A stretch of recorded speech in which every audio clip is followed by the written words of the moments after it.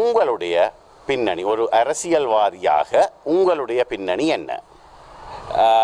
நீங்கள் பார்த்தீர்கள் என்றால் நான் என்னுடைய ஏலெவலுக்கு பிறகு நான் போய் என்னுடைய இன்ஜினியரிங் முடிச்சு நான் ஆஸ்திரேலியாவில் எனக்கு ஒரு வாய்ப்பு கிடைச்சது ஆஸ்திரேலியாவில் போய் படிக்க.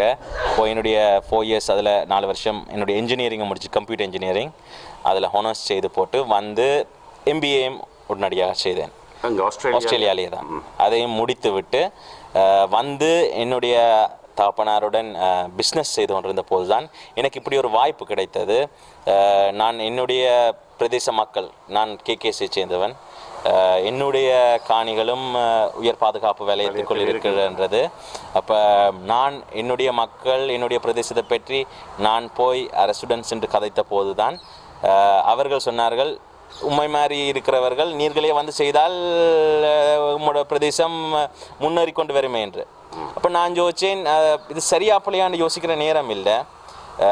இப்போ நான் வந்து 2009 மே 18 முதல் அரசியலுக்குள்ள வரையில, எனக்கு அரசியலுக்கு வர தேவையும் இருக்கையில். இப்போ ஒரு வேக்யூம் இருக்குது, வெற்றிடம்.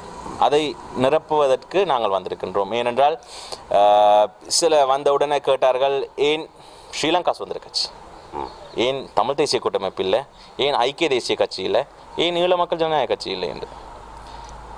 என்னை பொறுத்த வரைக்கும் 2 இது இருக்கு. இதுவரை காலமும் நாங்கள் செய்ய நினைப்பதை தமிழ் தேசிய கூட்டமைப்பு செய்திருக்குமா எனில் நான் இன்றைக்கு தமிழ் தேசிய கூட்டமைப்பு. நீங்கள் எதை செய்ய நினைக்கிறீர்களோ அல்லது மக்கள் எதை நினைக்கிறார்களோ அதை அந்த கட்சியினர் பதவியில், அந்த பதவி என்று சொன்னால் MP பதவியில் இருந்த அந்த கட்சியினர் செய்திருந்தால் நீங்கள் அந்த கட்சி. தேசிய கூட்டமைப்பு அதே மாதிரி ஐக்கிய தேசிய கட்சி அன்று எங்களுடைய லைப்ரரியை எரித்து எங்களுக்கு இந்த இன்னல்களை உருவாக்கி இருக்காட்டி நான் இன்றைக்கு ஐக்கிய தேசிய கட்சி உண்மையான ஜெனிவின் இன்டென்ஷனோட எங்களோட பிரச்சனையை தீர்க்கணும்னு யோசிச்சிருந்தா. அதே மாதிரி ஈழ மக்கள் ஜனநாயக கட்சி. ஆனால் என்னுடைய பாலிசி ஒரு தேசிய கட்சி ஊடாக சென்று தான் நாங்கள் ஒரு மாற்றத்தை உருவாக்க முடியும். ஏன் நீங்கள் பார்த்தீர்கள் என்றால் நாங்கள் ஒரு கம்யூனல் பாலிடிக்ஸ், அதாவது பிராந்திய அரசியல் அது செய்து கொண்டிருந்தோம் என்றால் நாங்கள் ஒரு குண்டு சட்டைகள் குதிரை ஓட்டி கொண்டிருப்பது தான் எங்கள் போல் இருக்கும். ஆனால் நீங்கள் பார்த்தீங்கன்னா முக்கால்வாசி அபிவிருத்தி அடைந்த நாடுகள் எல்லாமே பார்த்தீங்கன்னா நேஷனல் பாலிடிக்ஸ், தேசிய அரசியல். அதை நோக்கி நாங்கள் சென்றால்தான் நாங்கள் அடுத்த கட்டத்துக்கு செல்ல முடியும். அப்போ இந்த பிரதேசத்தில் தேசிய கட்சியை பிரதிநிதித்துவப்படுத்துகிற ஒரு பாராளுமன்றம் உறுப்பினர் இருப்பாராக இருந்தால் நாங்கள் அங்கு ஜனாதிபதியுடன் கதைச்சு உள்வீட்டுக்குள்ளே இருந்து கொண்டு எங்களுக்கு மக்கள் படுற இன்னல்கள் அவலங்களை கொண்டு போய் ஜனாதிபதியிடம் சொல்லி நாங்கள் இந்த அரசாங்கத்துக்குள்ளேயே ஒரு பாலிசி டிசிஷன் உருவாக்கலாம். நாங்கள் வீட்டுக்கு வெளியிலேருந்து கத்த தேவையில்லை, வீட்டுக்குள்ளே இருந்து சொல்லலாம் வடிவா. இப்போ எங்களோட வீட்டில் எங்களோட தம்பியல் என்ற சொந்தக்காரர் வந்து சொல்லிக்க நான் கேட்பேன். பக்கத்து வீட்டுக்காரன் வெளியில் வந்து கத்தி கொண்டு வந்தால் நாங்கள் கேட்க மாட்டோம். உள்வீட்டு குரல். அப்போ அப்படி ஒரு இதாகத்தான் நான் செய்ய யோசிக்கிறேன். என்னை பொறுத்த வரைக்கும் பதவி இது முக்கியமில்லை. அரசியல் நான் எப்பயுமே நான் சொல்லுவது என்னென்றால் என்னுடைய profession is business. Because my profession is not politics. If என்னுடைய அதாவது ப்ரொஃபஷன் பாலிடிக்ஸ் ஆனால் நான் இதுலேருந்து தான் உழைக்கணும்ன்ற நோக்கம் வந்துடும். அது எனக்கு வேண்டாம். என்னுடைய ப்ரொஃபஷன் பிஸ்னஸ்.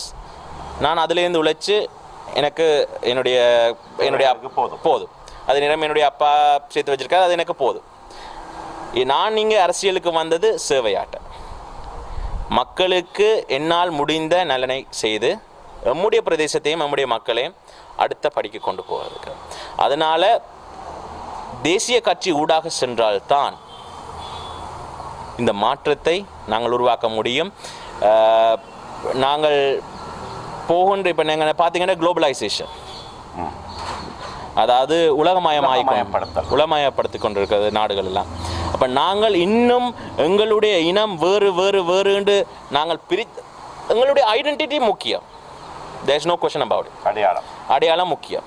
எங்களுடைய கலாச்சாரம், பண்பாடு அதெல்லாம் முக்கியம்.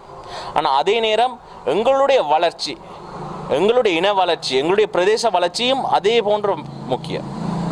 அப்போ தேசிய அரசியல் ஊடாக கண்டிப்பாக நாங்கள் முன்னுக்கு போகணும். எங்களுடைய உரிமைகள், எங்களுடைய தேசிய அரசியலுக்கு ஊடாக நடக்க வேண்டும். இப்போ இன்னொரு விஷயம் எப்படி என்று சொன்னால், காங்கேசன்துறை, இப்போ நீங்கள் சொன்னீர்கள் காங்கேசன்துறையைச் சேர்ந்தவர் என்று. இந்த காங்கேசன்துறை பகுதியில் சில இடங்கள் இப்பொழுது சமீப காலத்தில் விடுவிக்கப்பட்டுள்ளன. நாங்கள் கூட அங்கெல்லாம் சென்று படமாக்கி இருந்தோம், ஒளிபரப்பி இருந்தோம் நிறைய இடங்களை. ஆனால் இன்னமும் விடுவிக்கப்படாத பல இடங்கள் காங்கேசன்துறை தொகுதியில், இப்பொழுது தொகுதி என்று இல்லை, அது ஒரு காலத்தில் இருந்தது, இப்பொழுது அந்த காங்கேசன்துறை பகுதியில் இருக்கிறது. இந்த இடங்களை விடுவிப்பது தொடர்பாக நீங்கள் ஏதாவது செய்திருக்கிறீர்களா? கண்டிப்பாக. நான் சொன்னதை போல் இது என்னுடைய பிரதேசம், என்னுடைய வீடு முள்ளுக்கு இருக்கின்றது. அப்போ மக்கள் படுகிற 22 வருஷமாக மக்கள் படுகிற கவலை, இன்னல்கள் கண்டிப்பாக எனக்கு தெரியும். என்றால் அதாவது யுத்தம் முடிந்து ஒரு 2-3 வருடங்கள் இடம் மாறி இருக்கவே பட்ட கஷ்டம் விளங்கும் போது 25 வருடம் இப்போது ஆகப்படுற கஷ்டம், நாங்களும் அந்த கஷ்டத்தை பட்டு கொண்டிருக்கோம். என்றால் எங்களுடைய சொந்த மண், என்னுடைய அப்பா பிறந்தது வளர்ந்தது எல்லாம் அங்கே தான் இருக்கிறேன், நாங்கள் கூட பிறந்தது அங்கே தான். அப்போ அதுக்கு போகணுன்ற எண்ணம் எங்களுக்கு எப்பயுமே இருக்குது. அது சம்பந்தமாக அது கதைத்து தான் நான் அரசியலுக்குள்ளேயே வர வேண்டி வந்தது. அப்போ அதுக்கு இப்போ பார்த்தீங்கன்னா இதுவரை காலமும் இந்த கடந்த 5 வருடத்தில் கட்டம் கட்டமாக காணிகள் வெளிப்பட்டு கொண்டிருக்குது. விட்டு கொடுத்தது யார்? எங்களுடைய கட்சி, எங்களுடைய தலைமைகள். தற்போதும் விட்டு எடுத்து தந்தது எங்களுடைய தலைமை, ஜனாதிபதி மைத்ரிபால சிறிசேன. எனக்கு தெரியும், நான் ஆக்சுவலி மயிலட்டி சம்பந்தமாக, மயிலட்டி மக்கள் இன்னும் விடுவிக்கப்படவில்லை, அவர்கள் முகாமில் இருக்கிறார்கள். அவர்களுடன் எனக்கு ஒரு நெருங்கிய தொடர்பு இருக்கிறது.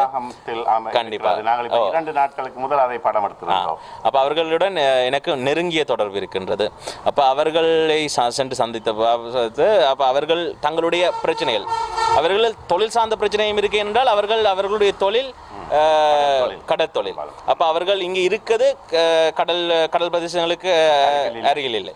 அப்போ நாங்கள் ஜனாதிபதியை சென்று இதை பற்றி கதைத்த போது அவர் உடனடியாக அந்த மயிலட்டி பிரதேச மக்களை அதை கொண்டு போய் சேர்க்க வேண்டுமென்றதில் அவர் விளங்கி கொண்டார். ஏனென்றால் அவர்களுடைய தொழில், அவர்களுடைய பூர்வீகம் அங்குதான் இருக்கின்றது, அதற்கு ஒரு வழி அமைக்க வேண்டும் என்று. அப்போ அதற்கான ஏற்பாடுகளும் செய்து ஜனாதிபதி அதுக்கு சம்பந்தமாக எனக்கு ஒரு கடிதமும் தந்திருக்கிறார். இமீடியட்டாக செக்ரட்டரி டிஃபென்ஸுக்கு அட்ரஸ் பண்ணி அனுப்பியிருக்கிறார், அது சம்பந்தமான ஆக்ஷன் உடனடியாக எடுக்க சொல்லி. அப்போ இந்த ஜனாதிபதி நமக்கு செவிசாய்க்கிறார்ன்றதில் எந்தவித சந்தேகமும் இல்லை.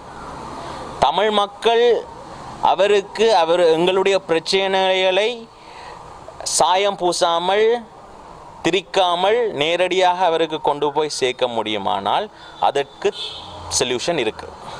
இப்போ அந்த திரிக்காமல் சாயம் பூசாமல் கொண்டு போவது என்று சொன்னால் அது ஒரு தேர்ட் பார்ட்டி அல்லது 3வது தரப்பை விட அவரது சொந்த கட்சியைச் சேர்ந்தவரால் முடியும் என்பதுதான் நீங்கள் கூறுகிறீர்கள். ஏனென்றால் நீங்கள் பார்த்தீர்கள் என்றால் ஒவ்வொரு தரப்பினருக்கும் தனிப்பட்ட நிகழ்ச்சி நிரல் இருக்கின்றது. அப்போ there is no common agenda, they have all personal agendas. அதனால தான் எங்களுடைய பிரச்சனை இன்னும் ஒரு தீர்வு காணப்பட முடியாமல் இருக்கின்றது. இப்போ என்னுடைய நோக்கம் இங்கிருந்து எங்களுடைய பிரச்சனைகள், எங்களுடைய மக்களுடைய அன்றாட பிரச்சனைகள், அவர்களுடைய பொருளாதார பிரச்சனைகள், அவர்களுடைய வாழ்வாதார பிரச்சனைகள், எங்களுடைய காணி பிரச்சனைகள்லேருந்து எல்லா பிரச்சனைகளையும் ஜனாதிபதியுடன் நேராக கொண்டு போய் அவருடைய தீர்வு எடுத்து நாங்கள் வேறு யாரிடம் செல்ல தேவையில்லை. இந்த நாட்டினுடைய தலைவர், இந்த நாட்டினுடைய அதாவது அவர் எக்ஸிக்யூட்டிவ் பிரசிடென்ட்ஸ் என்னதான் 19வது திருச்சட்டத்தில் கொஞ்சம் போயிருந்தாலும் ஸ்டில் அவர் தான் இந்த நாட்டினுடைய திசையை தீர்மானிக்கிறவர், இந்த மக்களுக்கு என்ன சேர வேண்டும்ன்றதை தீர்மானிக்கிறவர். அப்போ அவரிடம் நேராக சொல்லக்கூடிய வாய்ப்புகள் இருக்கும் போது அதையும் நாங்கள் தவற விட வேண்டும். அவர் செவிசாய்க்கு இருக்கும்போது, அதுவும் தமிழ் மக்களுடைய என்னை பொறுத்த வரைக்கும் தனியான ஒரு அக்கறை வைத்திருக்கிறார். தமிழ் மக்களின் வாக்கால் தான் அவர் பதவிக்கு வந்தார் என்பதை கண்டிப்பா அந்த நன்றி அவர் மறக்கவில்லை. ஒரு முக்கியமான விஷயம் என்னென்று சொன்னால் அதை அவர்கள் ஒப்புக்கொள்கிறார்கள். இப்போ இல்லை என்றாலும் நாங்கள் வந்திருப்போம் என்று சொல்லவில்லை, தமிழ் மக்களின் வாக்கால் தான் நான் பதவிக்கு வந்தேன் என்று சொல்லி அவர் ஒப்புக்கொண்டதை நான் கூட பார்த்திருக்கிறேன்.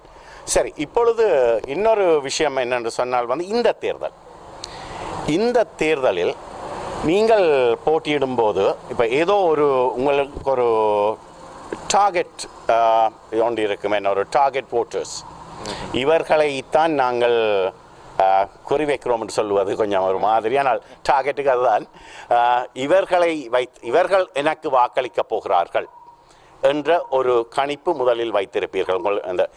உங்களுடைய கிளீன் ஸ்லேட்டில் நீங்கள் போட்ட முதலாவது சிவமயம் மாதிரி ஒன்று இவர்களை வைத்து கொண்டுதான் நாங்கள் அங்காலே பில் பண்ணி கொண்டு போவோம் என்று.